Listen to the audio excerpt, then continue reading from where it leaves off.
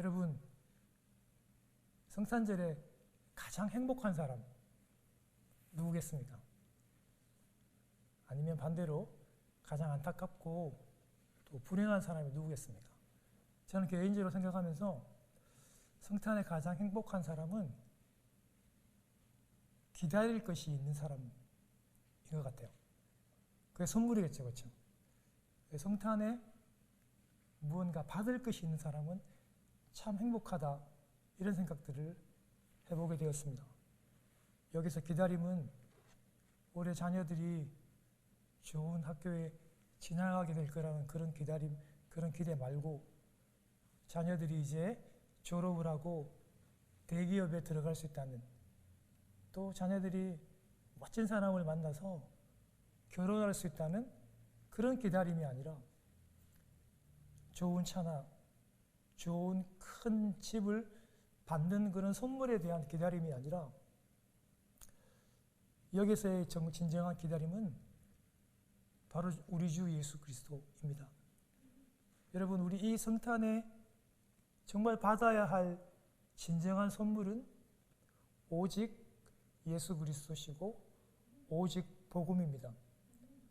여러분, 이 성탄에조차도 그 예수 그리스도를 우리가 받아들일 수 없고 모른다면, 그 선물이 없다면, 그건 정말 그 어떤 것으로도 표현과 이해가 안 되는 안타까움이고 큰 슬픔입니다. 그러나 아무도 여기에 대해서 오늘날 세상은 이의를 제기하지 않습니다. 아니, 목사님 왜 그러세요? 이 좋은 날, 아니 이 기쁜 날, 이 파티하는 날, 왜 자꾸 그렇게 찬물을 끼얹고 태클을 그세요? 크리스마스 이 멋진 공연을 보고, 칸타타를 듣고, 우리 아이들이 하는 이 재롱잔치를 보고 사진도 찍고, 예배 후에 가족들과 함께 아주 근사한 식사를 하면서 기쁨의 교제를 나누면 그게 최고 아닌가요? 사람들이 이렇게 반문하기도 합니다. 아마 오늘날 대부분의 사람들이, 그리고 예수를 믿는 우리 성도들조차도 성탄을 바라보는 그 생각과 그 시각이 그저 즐거운 날, 그저 파티하는 날, 그냥 선물을 주는 날 정도에 머물러 있다는 것이 참 안타까울 수밖에 없는 것이죠. 여러분, 사실요, 성경에 성탄절 지키라는 말 없습니다. 성경에 예수님의 생일에 대한 기록도 없어요. 예수님 언제 태어났는지 모릅니다. 그럼에도 불구하고 왜 굳이 이 날을 성탄 예배로 드리고 성탄절을 지키려고 하는 그 이유가 무엇일까요? 여러분이 성탄 예배, 성탄절의 핵심은 선물이신 예수 그리스도입니다. 그 복음 때문에 우리가 예배를 드리고 또 공연을 하는 것입니다. 성탄에 실제로 찾아오시는 그 메시아, 그 예수 그리스도를 2000년 전에 마리아가 만났던, 마리아가 품었던 그 예수 그리스도를 오늘 우리가 만나고 품을 수 있어야 돼요. 여러분, 그리고 그 예수 그리스도를 우리가 다시 기다릴 수 있어야 하는 것이 이 성탄의 아주 중요한 의미라는 것입니다. 성경에서 보면 여러분, 마리아와 요셉에 대한 이야기들, 그리고 안나와 또 시므온에 대한 얘기들이 기록되고 있잖아요. 근데 이 모든 사건의 핵심이 뭐냐면 성탄절에 다 메시아를 소개받아요. 하나님으로부터 온 천사를 통해서 메시아를 소개받고 이 모든 사람들이 그거를, 말도 안 돼요. 처녀가 어떻게 여러분이 아기를 낳습니까? 말도 안 되지만 그 모든 사람들이 그거를 받아들이기로 작정하고 믿기로 순종하고 또 영광은 하나님께 드리기로 작정한 사람들의 이야기라는 것입니다. 당연히 우리도 하나님의 뜻을 알고 순종했던 그 마리아처럼 오늘 이날 이 성탄절 예배, 이 성탄에 예수님을 실제로 내가 남자지만 내 안에 잉태해야 돼요. 그 예수님을 내가 진정하게 영접을 해야 되는 거예요. 품고 결단해야 되는 거예요. 여러분, 요셉이 어떠세요? 천사들의 그 말을 듣고 모든 부끄러움과 모든 치욕을 자기가 다 떠안고 마리아를 데려오잖아요. 요셉처럼 우리도 이 크리스마스에 실제로 이 시간에 예수님 때문에 우리가 모든 치욕을 감당하고 지기로 결정을 해야 하는 거예요. 여러분, 성전에서 평생 메시아를 기다리며 실제로 여러분 그 메시아 아기를 보고 예언했던 여러분 우리 시므온과 안나처럼요, 우리도 이 크리스마스 날을 기념하면서 다시 오실 예수님, 두 번째 오실 크리스마스를 기다리면서 살아야 하는 것입니다. 세례 요한처럼 자신은 예수님 그 신발끈을 묶을 그런 존재도 안 된다고 모든 영광을 예수님께로 돌렸던 그 세례 요한처럼 이 성탄의 기간에 우리는 나는 죽고 오직 예수님만 드러나는 삶을 살기로 결정을 해야 되는 것입니다.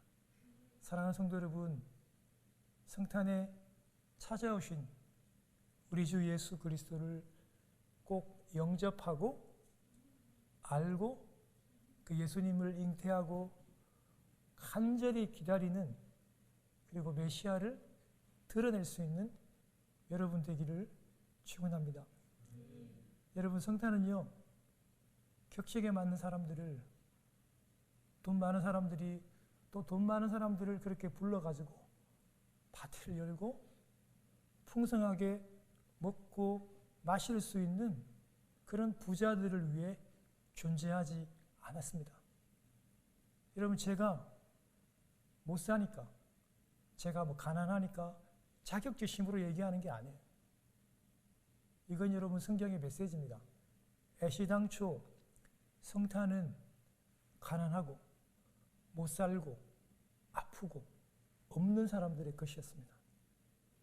완전히 주류에 들어가지 못하는 이민자들, 저죠. 하찮은 사람들, 병으로 절망하고 아파하는 사람들, 이런 사람들이 성탄의 실제 주인공이에요. 사람들에게 무시당하고 매맞고 왕따당하고 굶고 이런 사람들에게 복음을 주시려고, 그리고 복음을 전하기 위한 날이 바로 이 성탄 크리스마스라는 것을 절대 잊어서는 안 돼요. 그런데 여러분이 사탄이 이 중요 목적을 표시도 안 나가 계속 교묘하게 바꿉니다. 크리스마스는 오직 축하하는 날, 오직 선물하는 날. 여러분, 선물하는 게 뭐가 나빠요? 괜찮아요. 그런데 모든 관심을 선물하는 날에만 바꿔버리면 그것은 문제가 되는 것입니다. 선물하고 흥겹게 즐기고 놀고 파티하고 하는 것에 모든 사람들의 관점이 쏠려 있고, 그 문화는 너무나도 자연스럽게 이미 우리 안에도 와 있다는 것입니다. 여러분, 실제로 여러분 자신에게 솔직히 한번 물어보십시오. 12월 25일 크리스마스 성탄절은 나에게 어떤 의미가 있는가? 여러분, 복음의 날이고 하나님의 사랑을 느낄 수 있는 날이고 예수 그리스도께서 이 땅에 죽으시기 위하여 오신 그날을 여러분 먼저 떠올리십니까? 아니잖아요. 우리도 이미 많이 물들었어요. 여러분, 모든 성탄의 사건 하나는 모두 다 예수 그리스도를 나타내고 예수 그리스도의 구원을 드러냅니다. 다 연관되어 있습니다. 성탄절은 아예 구원 자체라고 보시면 돼요. 그 많은 사건 중에서 오늘은 제가 구유에 태어나신 주님에 대해서만 살펴보고 오늘 설교를 마칠게요. 여러분, 2000년 전에 메시아가 이 땅에 인간의 몸을 입고 오셨잖아요. 그렇죠? 동물의 음식 쓰레기가 덕지덕지 붙어있는 곰팡이가 핀 그 구유, 여러분 동물 밥통이에요. 개 밥그릇이에요. 개 밥그릇. 거기에 우리 주님이 태어나시고 거기에 누웠어요. 여러분 이 말이 무슨 의미일까요? 어떻게 하다 보니까 어쩔 수 없어가지고 밥통에 태어났다고 생각하시면 안 돼요. 제가 이따가 설명하겠지만 이거는 분명 하나님의 의도가 나와 있어요. 여러분 왜 예수님이 그 더러운 동물의 밥통에서 태어나야 했냐? 그것은 주님이 우리에게 이렇게 말씀하시는 거예요. 나는 가장 가난하고 나는 가장 외롭고 비천하고 낮은 그 자리에 지금 너희 안에 내가 태어나기를 원한다. 여러분 이게 바로 그 메시지의 주된 포인트입니다. 가장 비천하고 가장 낮은 가장 멸시받는 너희 안에 내가 태어나기를 원한다는 것입니다. 여러분 7절에 보면요. 여관에 있을 곳이 없다라고 표현하는데 여러분 그 당시에 여러분 이 헬라어 카탈루마라고 하는 이 여관은 우리가 생각하는 인하고 개념이 좀 틀립니다. 우리가 생각하는 인은 복도식으로 이렇게 나래비를 호텔처럼 쭉 늘어서 가지고 순서대로 서여져 있는 그런 여관 호텔을 상상하기 쉬운데요. 여러분 헬라 카탈루마 여관은요. 은신처라는 말과 더 가깝고 짐을 푸는 곳이라는 캠프, 짐을 푸는 캠프라는 의미하고 더 가까워요. 여러분 제가 그 남부 쪽에 좀 살다 왔잖아요. 한국에서 잠시 남부를 이렇게 여행하다 보면 고속도로 옆에 그 레스트 쉘터라는 데가 있습니다. 퍼블릭 쉘터라는 데가 있습니다. 동부 사람들은 잘 몰라요. 동부의 휴게소는 마치 한국처럼 그렇게 돼 있어요. 근데 남부는 가보면 먹고 사고 팔고 하는 거 그런 것이 없고 그냥 말 그대로 그냥 그 퍼블릭 쉘터라는 그런 개념이에요. 그거 상상하면 딱 맞아요. 당시에 여관은요 1층과 2층으로 구분이 되어 있었고 여행하다가 동물을 데리고 온 사람이 먼저 2층을 차지하면 그게 내 자리가 되는 거예요. 동물을 2층으로 못 끌고 가니까 1층에 두고 2층에서 내장을 풀고 잠을 자게 되어 있었습니다. 여러분 만일 내가 늦게 도착하면 어떻게 돼요? 2층에 자리가 없으면 어떻게 돼요? 누군가가 그 자리를 양보하지 않으면 어떻게 될까요? 하는 수 없죠. 그냥 1층으로 내려와서 그 동물들과 함께 잠을 청할 수밖에 없는데 마리아와 요셉이 바로 그런 상황을 당한 것입니다.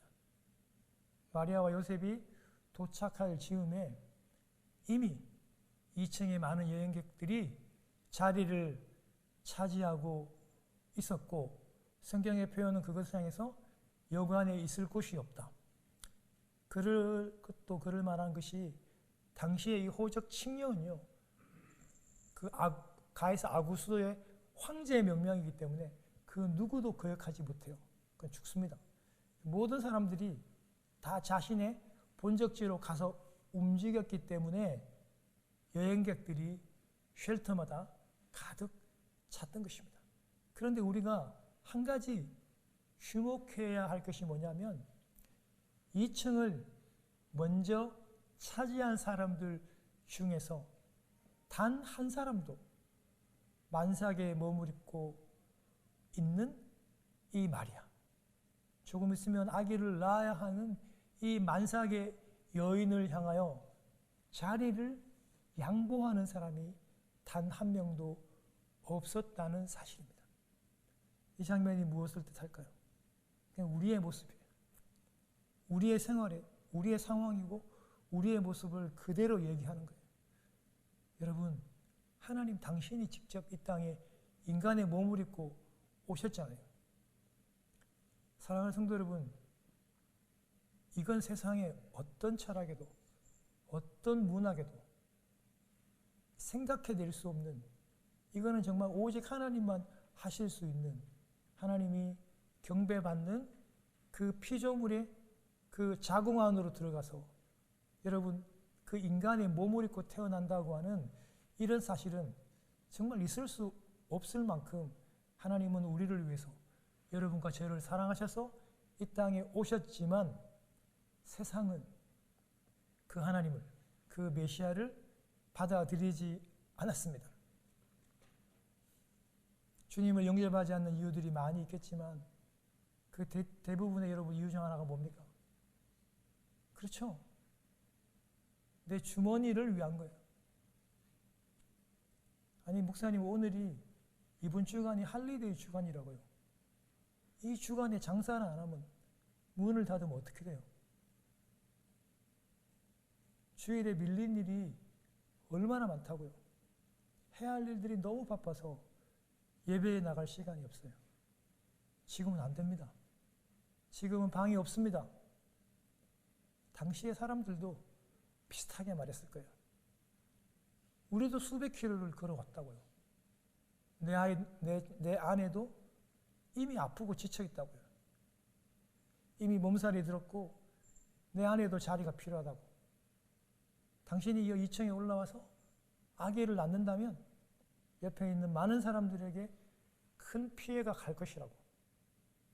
차라리 1층 구석으로 가서 동물이 거하는 그곳에 가는 것이 나을 것이라고 얘기합니다. 방 없습니다. 자리 없습니다. 다른 데로 가서 알아보십시오. 주님은 이렇게 세상에서 가장 불결하고 가장 불편하고 가장 역겹고 냄새나는 그 동물의 밥통에서 태어나셔야만 했던 것입니다. 오늘 여러분 12절을 보면요. 너희가 강보에 쌓여 구유에 누워있는 아기를 보리니 이것이 너희에게 뭐라고요? 표적이래요. 표적. 사인이네. 사인. 우연이 아니라 메시아가 어쩔 수 없어가지고 어떻게 하다 보니까 잘 못 돼가지고 태어난 게 아니고 메시아는 구유에 반드시 태어났어야만 했어요. 필연성을 가지고 있는 거예요. 왜냐하면 그것이 하나님의 마음이었기 때문입니다. 사랑하는 성도 여러분, 이제 결혼을 앞두고 있는 이미 결혼한 여러분도 한번 잘 생각해 보세요. 저도 다 겪었어요. 저도 우리 하영이 하민이 낳는 그런 기간들을 다 거쳤는데요. 세상에 어떤 부모가 내일 모레 자식을 낳는데 그 자식을 여러분 동물의 밥통에 놔요. 여러분 세상에 어느 부모가 그래요? 세상에 어느 할아버지 할머니가 손주를 낳는데 어떻게 그 아이를 그렇게 대우합니까? 사람들은요 절대 그렇게 할 수 없어요. 절대 그렇게 못합니다. 그런데 하나님 아버지는요 당신의 아들 이 메시아를요 동물들의 음식이 덕지덕지 붙어있는 그 곳에 당신의 아들을 낳게 하셨습니다. 왜 그랬냐면 이 세상에 가장 낮고 가장 천하고 가장 부족한 저와 여러분들을 구원하기 위함입니다. 그럼에도 불구하고 많은 사람들은 그 사실을 알고 있으면서도 그 예수 그리스도를 인정하지 않고 거부합니다. 사랑하는 성도 여러분, 오늘 이 성탄절에 우리가 꼭 기억해야 할 것을 제가 여러분들에게 한번 이야기를 해 보았습니다. 홍수가 되면요. 홍수라는 게 여러분 무슨 말입니까? 물이잖아요. 물이 흘러 넘쳐가지고 피해를 입히고 물이 너무 많아져가지고 문제가 생기는 걸 홍수라 그래요. 그런데 홍수가 나면 진작 마실 생수는 너무 귀하게 돼요. 여러분이 크리스마스에 모든 게 선물입니다. 심지어 날아오는 모든 우편물까지 모두가 다 선물 흉내를 내고 선물이 흘러 넘쳐나고 있어요. 그런데 여러분, 이 성탄에 진정한 선물 되시는 우리 주 예수 그리스도는 우리가 잊고 있고 생각지 못하다고 하는 것이 큰 아픔이고 큰 어려움입니다. 물론 우리는 이미 예수 그리스도를 알고 있기 때문에 이 예수 그리스도와 여러분 이날에 이 성탄에 깊이 교제하며 다시 한 번 더 우리 주 예수 그리스도를 기다리며 바라볼 수 있는 여러분 되시기를 원합니다. 여러분, 이제 우리 지난날 이민들 한번 살펴보면서 이민의 생활들 한번 살펴보면서 여러분, 실제로 우리도 구유와 같은 삶이 참 많았죠. 저도 장로님과 우리 권사님들의 그 얘기를 들어보면 참 안타깝고 힘들었구나. 저보다도 훨씬 더 고생을 참 많이 하셨구나. 그런 생각들을 많이 해보게 되었습니다. 구유와 같은 비천한 일이 여러분 이 이민의 삶 가운데 얼마나 많았겠습니까? 생각지도 못했던 그런 일들을 만나고 상상하지도 못할 그런 괴팍하고 포악한 사람들도 우리가 만났습니다. 여러분, 왜 아니겠습니까? 왜 힘들지 않았겠습니까? 분명히 어렵고 힘들었습니다. 그러나 여러분, 우리가 이 이민의 생활들을 계속 유지하시면서 항상 기억해야 할 것은 우리 주 예수 그리스도께서 구유를 통하여 오심으로 말미암아 구유와 같은 그런 나의 이 어려운 삶들을 늘 알아주시고 늘 치유하고 계신다는 사실들을 꼭 기억하는 여러분 되시기를 주님의 이름으로 축원합니다.